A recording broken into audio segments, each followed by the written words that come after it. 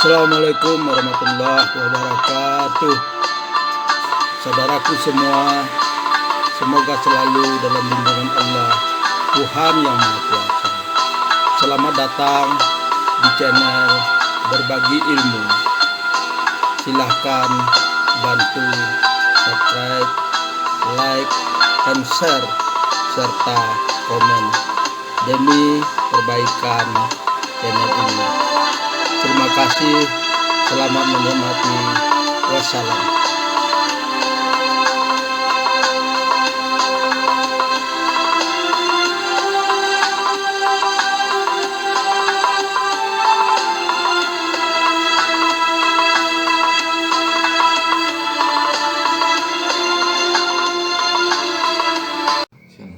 Assalamualaikum warahmatullahi wabarakatuh.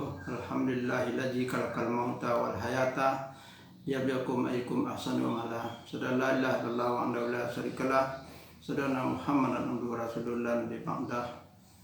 Allahumma shalli ala Muhammad wa ala alihi wa sahbihi amma ba'd. Kaum muslimin pecinta ilmu yang dirahmati oleh Allah Subhanahu wa taala, semoga selalu dalam lindungan Allah Subhanahu wa taala. Pada pertemuan yang lalu kita telah membahas cara mendapatkan cinta Allah melalui ittiba kepada Rasul, takwa dalam dimensi iman dan amal saleh, bersikap adil, sabar. Sekarang kita lanjutkan dengan cara yang kelima, yaitu taubat. Sepengetahuan saya, ayat yang menjelaskan bahwa Allah hanya mencintai orang-orang yang taubat hanya terdapat di dalam surat Al-Baqarah ayat 202 dan At-Tahrim ayat 8.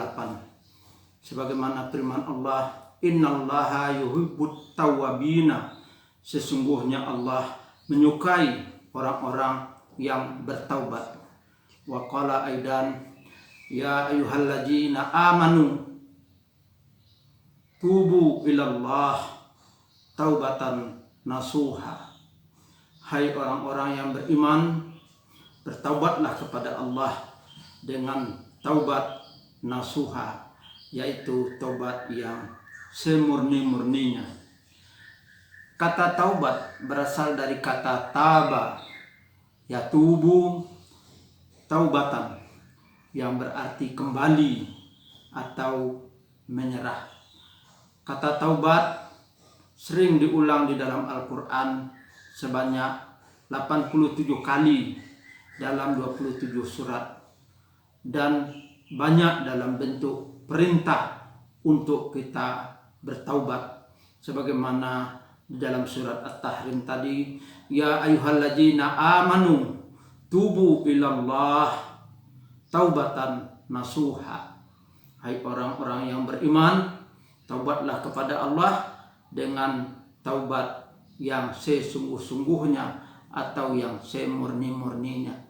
Jadi taubat, meminjam Al-Ghazali, adalah menyadari bahwa diri kita telah berdosa, menyesal, segera menghentikan perbuatan dosa tersebut dan bertekad tidak mengulanginya kembali di waktu yang akan datang. Ada 5 tingkatan dari taubat. Yang pertama, kaum muslimin, taubat dari melanggar larangan Allah. Kita umpamanya berbohong, itu bukan yang diperintah oleh Allah. Kita memanipulasi, kita berdusta, maka kita taubat. Yang kedua, taubat dari melanggar kewajiban dan hak Allah. Kita tidak menunaikan salat, tidak menunaikan zakat, tidak menunaikan puasa, dan lain sebagainya, atau tidak mengesahkan Allah, tapi justru mensekutukan Allah, berarti kita telah melanggar hak dan kewajiban kepada Allah. Ketiga, taubat dari kelalaian menunaikan kewajiban dan hak Allah. Umpamanya kita biasanya salat di akhir-akhir waktu, bahkan sudah mau datang waktu selanjutnya baru kita salat. Atau kita juga tidak menunaikan hak Allah, yaitu beribadah kepada Allah dengan ibadah-ibadah yang lain. Itu berarti kita telah melakukan kelalaian kepada Allah. Taubat dari melanggar hak dan kewajiban terhadap sesama, hak terhadap keluarga, hak terhadap masyarakat, hak terhadap lingkungan, dan hak terhadap masyarakat yang dipimpin sebagai kita pemimpin. Katakan umpamanya kita sebagai pegawai, sebagai abdi negara, kita tidak menunaikan hak kita sebagaimana mestinya, tidak jujur terhadap kewajiban yang kita lakukan, maka kita itu melanggar hak dan kewajiban terhadap sesama. Karena itu kita taubat. Yang kelima, taubat dari belum mensyukuri nikmat Allah atau belum berusaha menjadi orang yang syakur, yaitu orang yang selalu menjawantahkan dalam kehidupannya syukur kepada Allah Subhanahu wa ta'ala. Kaum muslimin, selanjutnya ada 4 hal yang bisa menghalangi kita untuk menunda-nunda taubat.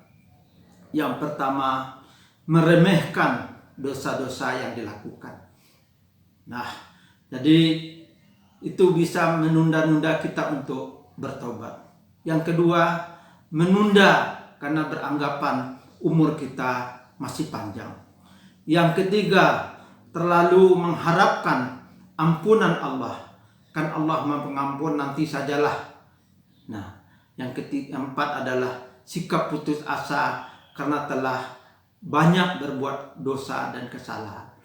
Mari hal-hal ini kita jauhi agar kita tidak menunda-nunda taubat kita kepada Allah Subhanahu wa ta'ala. Dan selanjutnya, kaum muslimin, bagaimana caranya kita untuk bertaubat?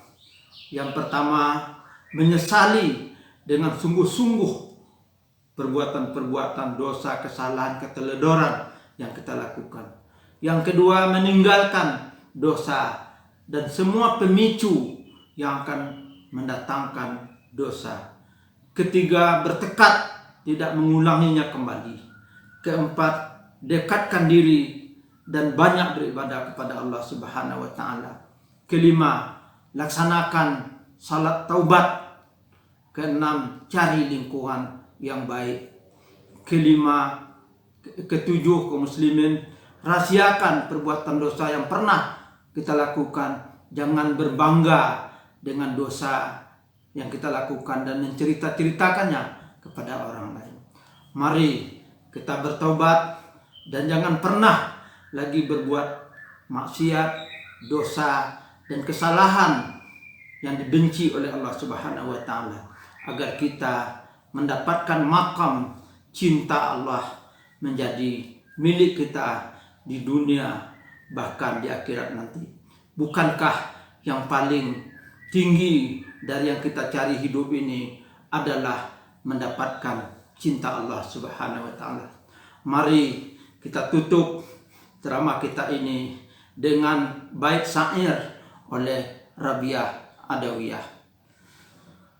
Buah hatiku hanya engkau yang kukasihi. Beri ampunlah pembuat dosa yang datang ke hadiratmu. Engkaulah harapanku, kebahagiaan dan kesenanganku. Hatiku telah enggan mencintai selain dari dirimu. Terimalah mohon ampunan dariku. Terima kasih, mohon maaf. Wabillahi taufiq wa hidayah. Wassalamualaikum warahmatullahi wabarakatuh.